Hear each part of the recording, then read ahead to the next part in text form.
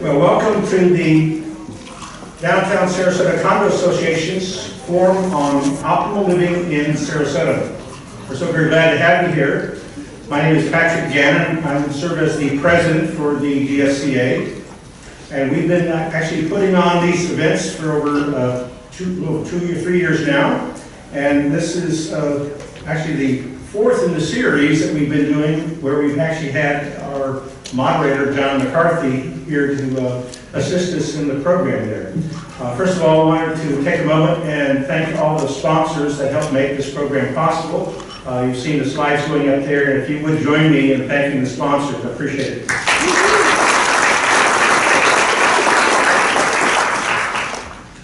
I want to remind everyone, there's 2 things that are on the tables where you're sitting. One of them is the event survey form, and we asked you before you leave today if you would fill those out, because we've done these for every event, and it really helps us to get feedback to the speakers, as well as highlight what sort of topics we should cover in our next event. And so this is very helpful to have your feedback on that.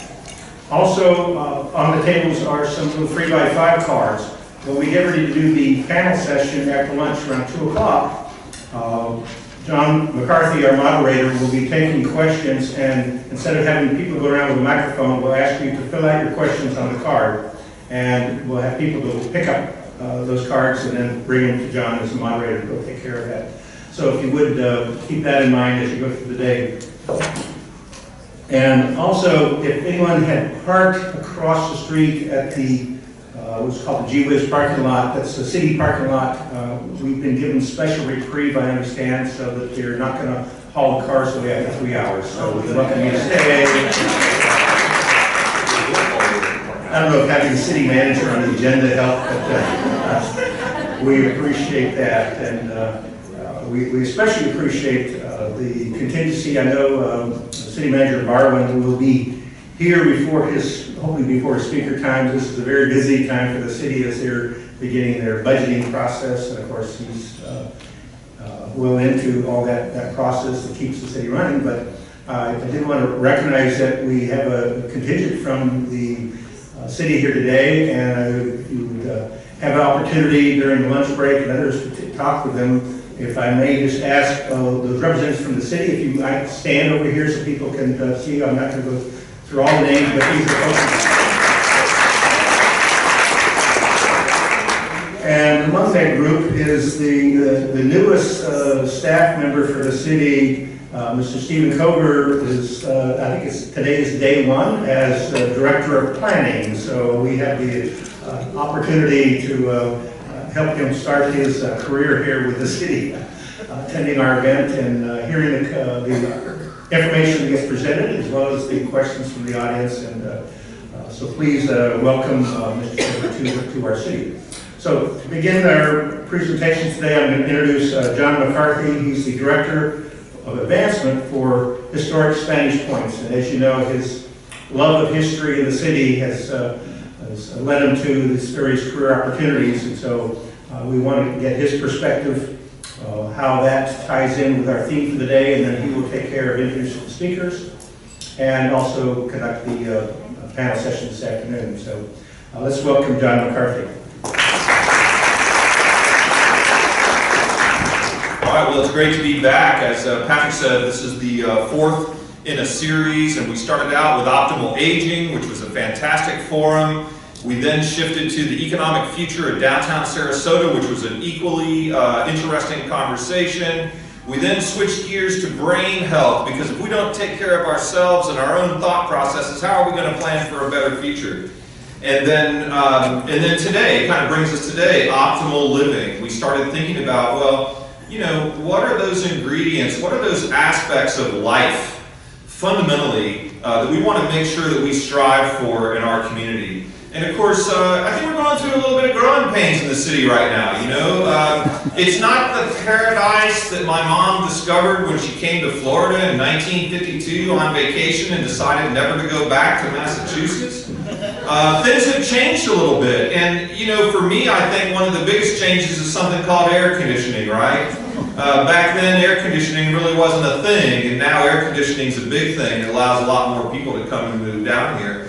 But you know, having studied the history of Sarasota, one of the things that's clear to me is that every time we go through this economic cycle, we always have a little bit of growing pains. And so back in 1885 and 1886, the city of Sarasota kind of came to be where it is now downtown through the efforts of a real estate and development company out of Scotland that wanted to sell people land here. And so here we were in 1885, 1886, we had a land boom going on until 1887 when everything kind of crashed.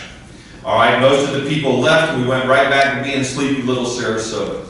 I guess the next real big boom came at the turn of the century, 1899. You got to qualify the turn of the century now that we've kind of seen another century turn over. But in 1899, we got our first gasoline for powerboats. We got our first newspaper to start recording the history and spread the news. And we got our first telephone connected up to Bradenton so people could make a call from Bradenton to the post office here in Sarasota, and the postmistress could run around and find you and bring you back and so you could take your call.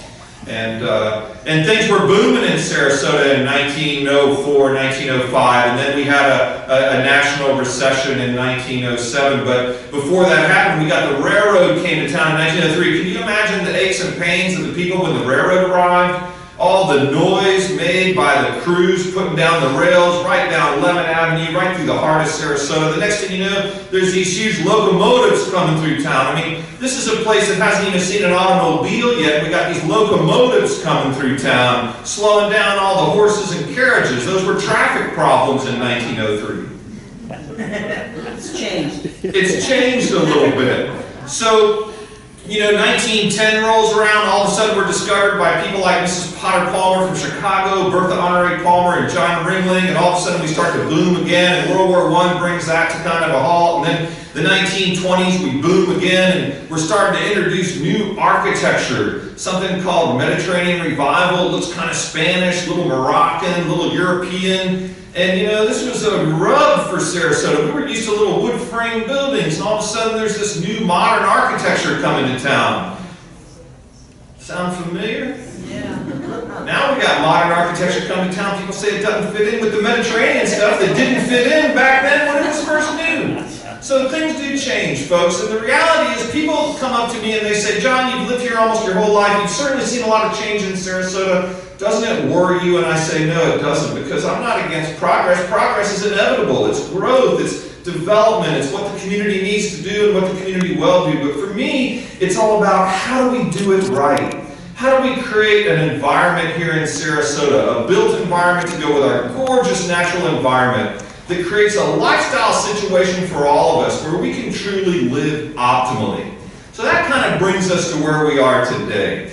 And it's really my pleasure to introduce the speakers today, because one of the great things about this Downtown Sarasota Condominium Association is they always bring in the best speakers.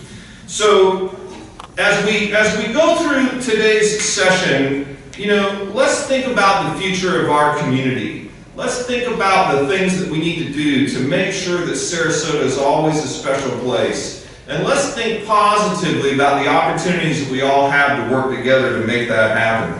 And with that, I'm going to go ahead and let you know how this is going to work today. We're going to have each speaker present for a time-limited amount of time. I'm the timekeeper.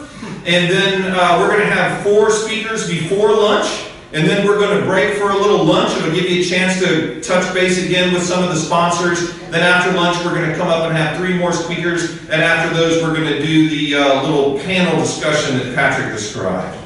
So back with us today is one of my favorite colleagues who shares a passion for how the built environment can shape our lives. And also how parks, one of my big things, are a gateway to ageless wellness. Our first speaker